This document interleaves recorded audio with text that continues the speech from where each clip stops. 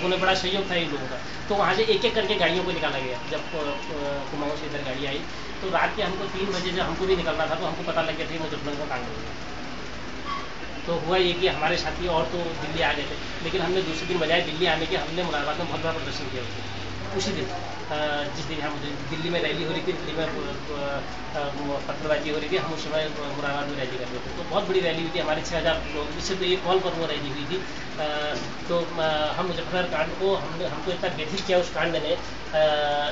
तो उसके बाद दिल्ली में वो गूंज ढंग से गूंजी नहीं, क्योंकि मुजफ्फरनगर कांड का सीधे पता नहीं लगा दिल्ली में। नहीं तो दिल्ली में उस दिन पूरा एक इतिहास हो जाता, क्योंकि लोग इतने गुस्से में होते कि पुलिस के खिलाफ जो प्रतिकार होता। लेकिन मुजफ्फरनगर कांड हुआ, मुजफ्फरनगर कांड ऐसा कांड हुआ जिसने उत्तराखंड की अस्मिता को भी अस्तित्व पर प्रश्न में लगाया।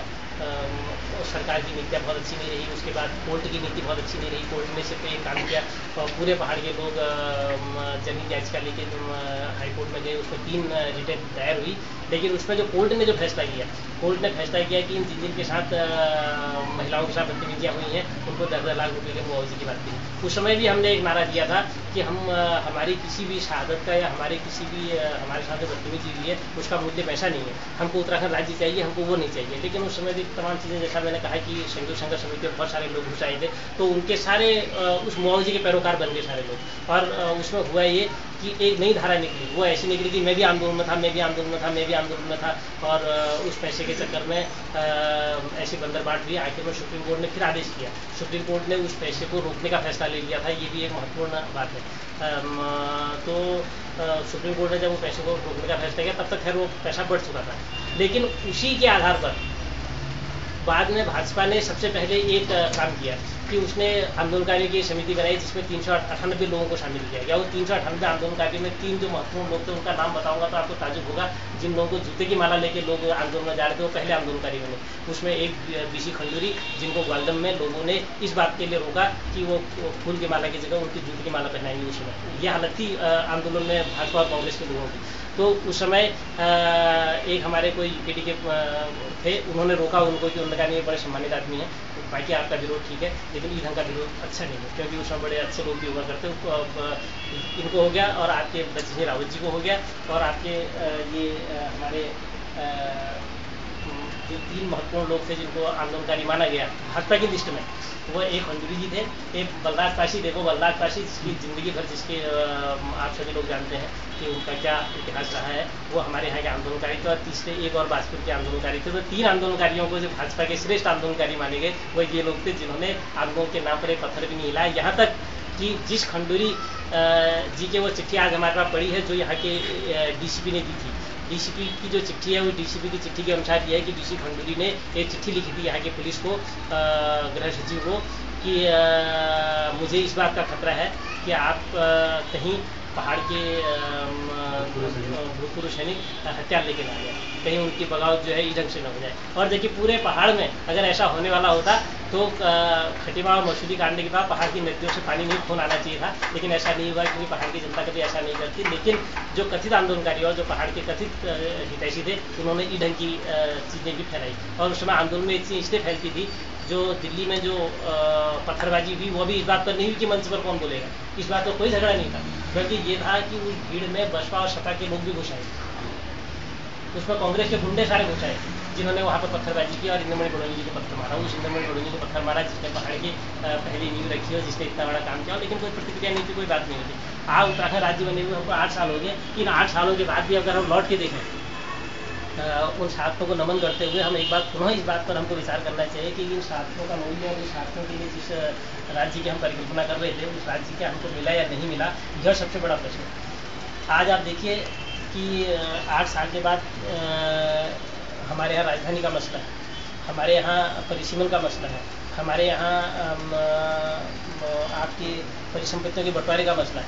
आज भी हमारे लोहिया हट जो यहाँ पर है खटीमा में, लोहिया हेड जो बहुत पुरानी पावर हाउस है, उसकी बिजली और उसका जो पानी है वो हमारा नहीं है।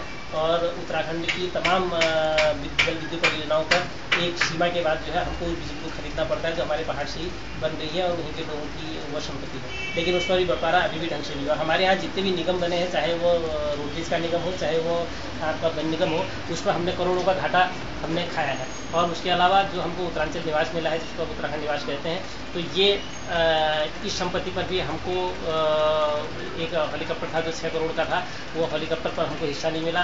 उत्तराखंड का जो ये आपका उत्तराखंड निवास है, इस पर हमको हिस्सा इस बात पर मिला कि हमको नैनीताल क्लब में भी 2 कमरे उत्तर प्रदेश सरकार को देने पड़े हैं।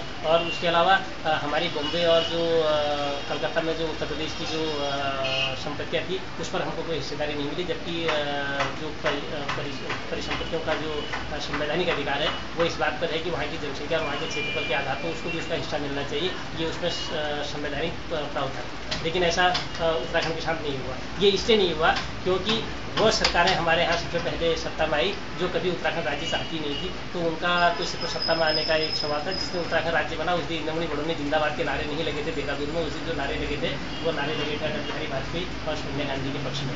आप कभी भी वो रिकॉर्डिंग को उठा के देख लीजिए, उसमें एक आदमी ने भी नहीं बोला पूरे पहाड़ के इंद्रमणि जिंदाबाद, किसी ने नहीं बोला। वहाँ पर सिर्फ किसी 2 लोगों के नारे लगे देहरादून में। और जिसमें शपथ समारोह हुआ उस दिन भी इंद्रमणि बड़ोनी को किसी ने याद नहीं किया, बल्कि उस समय अटल बिहारी वाजपेयी को उनको याद किया गया। और हमारे यहाँ जब उत्तराखंड स्थापना दिवस ही मनाया जाता है दिल्ली में, तो उस दिन अटल बिहारी वाजपेयी लाल कृष्ण आडवाणी का जन्मदिन पड़ता है। और उसी दिन जो है तमाम लोग जो है और जगह भाजपा वाले उस कार्यक्रम को नहीं मनाते हैं, बल्कि वो लाल कृष्ण आडवाणी के घर में जाके उत्तराखंड का स्थापना दिवस मनाते हैं। इससे शर्मनाक बात उत्तराखंड वालों के लिए और कुछ नहीं हो सकती है कि हम अपने स्थापना दिवस को, अपने शहीदी दिवस को भी उनके पास समर्पण करते हैं। आज जो 2 अक्टूबर है, इस पर इसके भी सबसे बड़ा सवाल हमारे सामने शहादतों का और उसका है, इसलिए क्योंकि इस समय सबसे जो बर्निंग टॉपिक है वो है उत्तराखंड की राजधानी। उत्तराखंड की राजधानी और अभी पिछले दिनों परिसंपत्तियों के सवाल पर भी एक बैठक हुई है, जिसमें अभी तक कोई फैसला नहीं हो पाया। और अभी भी हमारे यहाँ जो 1400 सिंचाई विभाग के कर्मी हैं, उनका फैसला नहीं हो पाया है। और हमारे यहाँ अभी भी 1600 पद जो है उसके हैं फार्मासिस्ट के, उसमें 1400 बेरोजगार लड़के हैं, उनको अभी तक वहाँ पर पोस्टिंग नहीं दी गई है, और जबकि वो दी जानी चाहिए थी। इसके अलावा पूरा जो उत्तर प्रदेश का तंत्र है वो पूरी तरह से उत्तराखंड में स्थापित हो गया है। तो इससे आज जो शहीदों को श्रद्धांजलि देने बैठे हैं, सब जगह जगह लोग बैठे हैं, वो श्रद्धांजलि क्या वास्तव में हम उन शहीदों के सपनों को साकार करने की दिशा में आगे बढ़ा पाएंगे, या हमको रोज़ फॉर्मेलिटी करनी है। इस बात पर चिंतन सभी को करना चाहिए, चाहे हम यहाँ पर इतने लोग बैठे हैं या जंतर मंतर पर लोग बैठे हैं या दूसरी जगह लोग बैठे हैं। आज मुजफ्फरनगर में भी कार्यक्रम होता है। मुजफ्फरनगर कार्यक्रम को आप देखेंगे तो आप फैसला करेंगे अगली बार कि मैं अपने घर में शहीदों का फोटो लगा के वहाँ पर उनको नमस्कार करके एक दिन का उपवास करके मैं उनको श्रद्धांजलि देती ज़्यादा बेहतर रहेगा। मुजफ्फरनगर जाना पसंद नहीं करेंगे आप।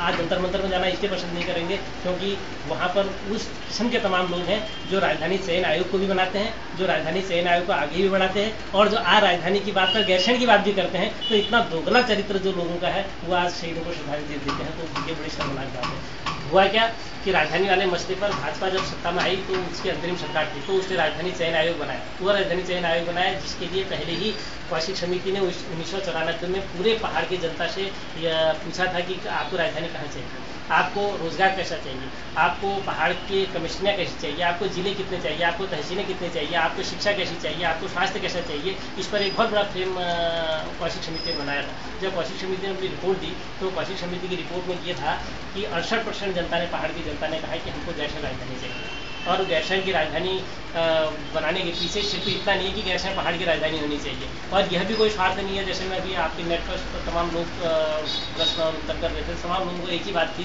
कि साथ दिल्ली भी तो केंद्र में नहीं है देश के, तो दिल्ली कैसे राजधानी है, या किसी भी राजधानी का सेंटर में होना या पहाड़ की राजधानी पहाड़ में होना उसके विकास का कोई मापदंड नहीं है। लेकिन ऐसा नहीं है।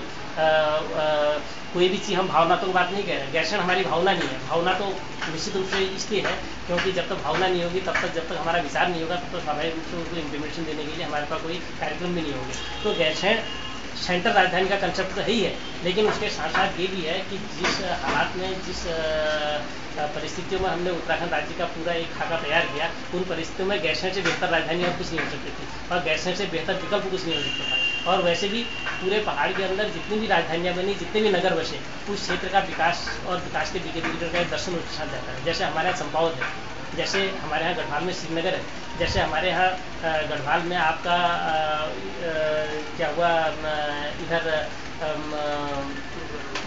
नहीं, ये जोशीमठ वगैरह जितने भी शहर बने, जोशीमठ भी शहर है जो राजधानी थी, तो जितनी भी हमारे पहाड़ के राजधानी क्षेत्र